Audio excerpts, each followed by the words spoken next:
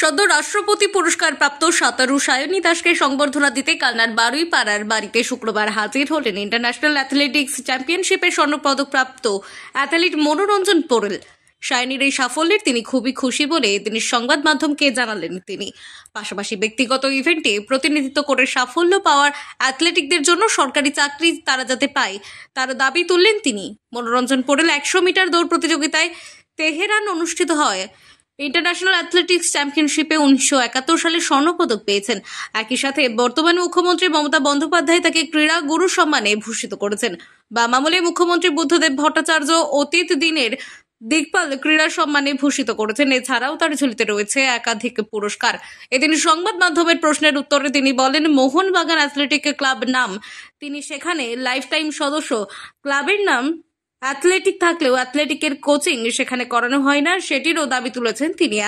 দেখুন, জেনারেলি এইগুলো অ্যাডভেঞ্চার খেলাতেও পর্বতারোহণ যারা করে, যারা লং ডিস্টেন্স সুইমিং করে, এইটার সম্বন্ধে কিন্তু তেমন কিছু এখনও পর্যন্ত সরকারের কোনো, আমি যতখানি জানি, সাঁই বলুন বা অন্যান্য জায়গায় বলুন, এরকম কোনো তাদের কোনো স্কিম নেই।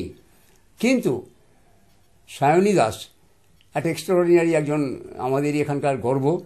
তার যে পারফরমেন্স করেছে, আমি তো পার্সোনালি মনে করি সবসময় মানে সুইমিং হিসেবে হবে তার কোনো মানে নেই। ও যেহেতু পারফর্ম ভালো করেছে, 7খানা চ্যানেল কমপ্লিট করবে, আর কদিন পরেই সাজুরি বাকি আছে, মাঝখানে জিব্রাল্টার বাকি আছে। আজ পর্যন্ত কোনো লং ডিস্টেন্স সুইমাররা কেউ চাকরি সরকারি হিসেবে পায়নি। আমি যতখানি জানি, মিহির সেন ছিলেন আগেকার বিখ্যাত সুইমার। ব্যক্তি বিশেষে তাকে যদি কেউ সাহায্য করে বা চাকরি অফার দেয়, সেটা অন্যরকম ব্যাপার। আমরা সেটাই চেষ্টা করব যাতে করে ও অন্তত সামনেই এই ব্যাপারে একটা এক্সট্রাঅর্ডিনারি পারফরমেন্সের জন্য চাকরি পেতে পারে, যাতে ওর অর্থনৈতিক ব্যাপারটা মানে আরও বেশি ফলপ্রসূ হতে পারে। সুইমিংটা একটা বিশাল মানে গেম। আর সেই সরকার আসবে না কেন? সরকার তো সব ব্যাপারেই আসা উচিত। আমার সে ক্ষমতা নেই, তবুও যে কোনো জায়গায় বলার মতো জায়গাগুলোকে আমি অবশ্যই বলবো, এবং সে বিষয়ে আপনি নিশ্চয়ই থাকতে পারেন। তাই চাকরি এবং অর্থনৈতিক ব্যাপারটা যাতে করে আবার নেক্সট ও যেন দমিয়ে না যায়। এমন একজন দিকপাল কিংবদন্তির কাছ থেকে সংবর্ধনা পেয়ে খুশি সায়নীও। না, কোনো সাড়া পাইনি, ইভেন কোনো শুভেচ্ছা বার্তাও পাইনি। আচ্ছা, মানে রাজ্য সরকারের তরফে? হ্যাঁ। আচ্ছা, এটার কি আক্ষেপ একটা? না, আক্ষেপ না, আমি এগুলো নিয়ে মাথায় ঘামাই না। আমার এখন ওয়ান অ্যান্ড অনলি মিশন, সেটা হচ্ছে জিব্রাল্টার ক্রস করা। আমি রাষ্ট্রপতি পুরস্কার নিয়ে ফিরেছি, তার পরের দিনই প্র্যাকটিস শুরু করে দিয়েছি। তো এটা আমার মানে আমি ধরেই না এসব বিষয়গুলো। আচ্ছা, কবে হচ্ছে জিব্রাল্টারে নাম ছিল? জিব্রাল্টারে আমার সুইমিং স্লট 14 এপ্রিল থেকে 23 এপ্রিল এই বছর।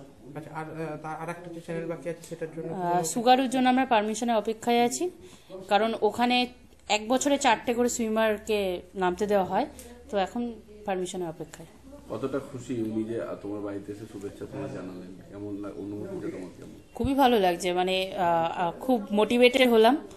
আর এনারা অবশ্যই লিভিং লেজেন্ড, তো তাদের কাছ থেকে আশীর্বাদ পাওয়া, তাদের কাছ থেকে উৎসাহ পাওয়াটা সত্যিই খুব গর্বের। কালনা থেকে অলোক দাসের রিপোর্ট, আনন্দ বার্তা।